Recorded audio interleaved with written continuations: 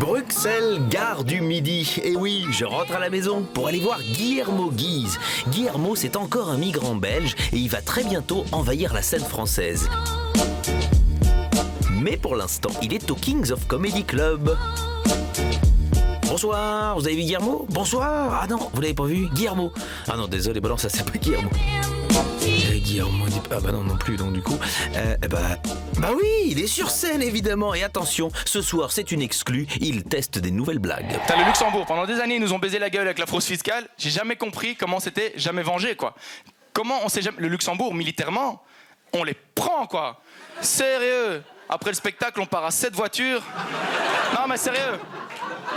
Toi tu deviens grand-duc, moi je deviens Premier ministre. Dans 3 heures Luxembourg c'est notre pute hein. On ferme les banques, c'est réglé hein. Enfin, c'est pas le sujet mais...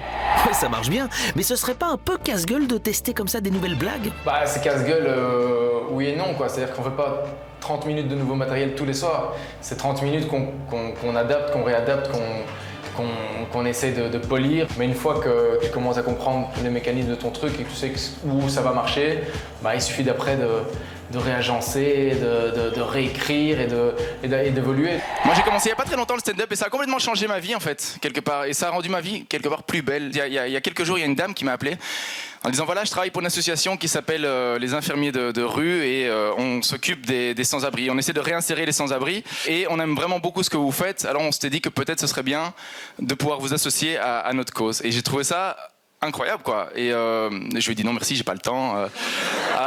Je dois acheter des trucs, donc j'ai raccroché.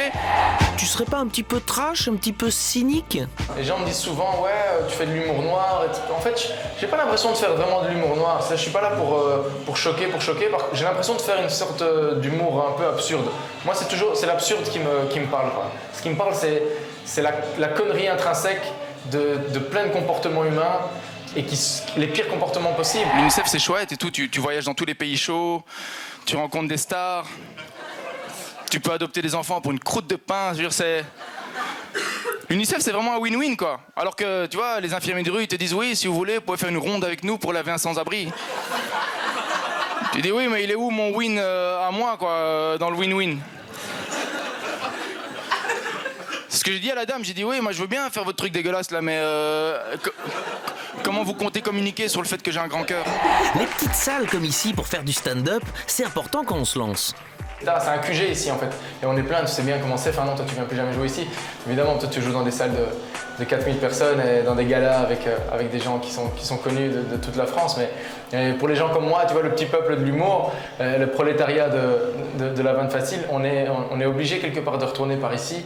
Ici le King, c'est comme quand tu vas courir avec 2 poids de 5 kilos sur chacune de tes chevilles. Une fois que tu cours sans les poids en question, ça te semble plus léger. Ben, c'est pareil ici, quand les gens bouffent, les commandes passent, etc.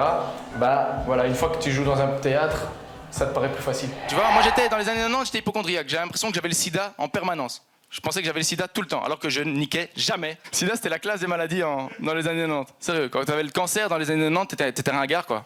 T'étais un has-been. Les gens disaient, ouais, enfin, bon, il a de l'amiante dans son faux plafond, quoi. Boring! Toi, t'as commencé comme journaliste. Est-ce que ça sert à quelque chose quand on fait du stand-up?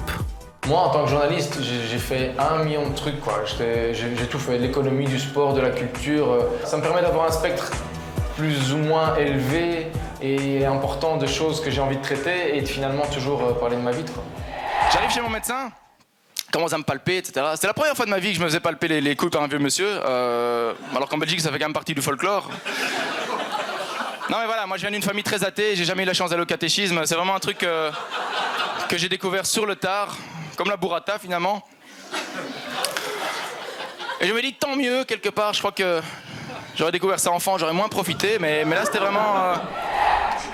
À Paris, tu vas jouer ton premier spectacle, t'as 30 secondes pour me faire le pitch. La bande-annonce de Guillermo Guise à Bonfond, c'est un jeune trentenaire un peu, voilà, qui a fait un peu de trucs dans sa vie et qui pensait quand il était gamin que ce serait bien qu'il devienne quelqu'un de bien. Et au final, c'est une espèce de bilan. Venez voir le spectacle de toute façon. Voilà, venez voir le spectacle, je vous raconterai des trucs horribles sur moi. Il y a énormément de choses sur ma bite que vous devez absolument savoir. Bah, on imagine. Guillermo Guise, sa bite et son couteau sont au point virgule jusqu'au 28 décembre. Vous êtes prévenus.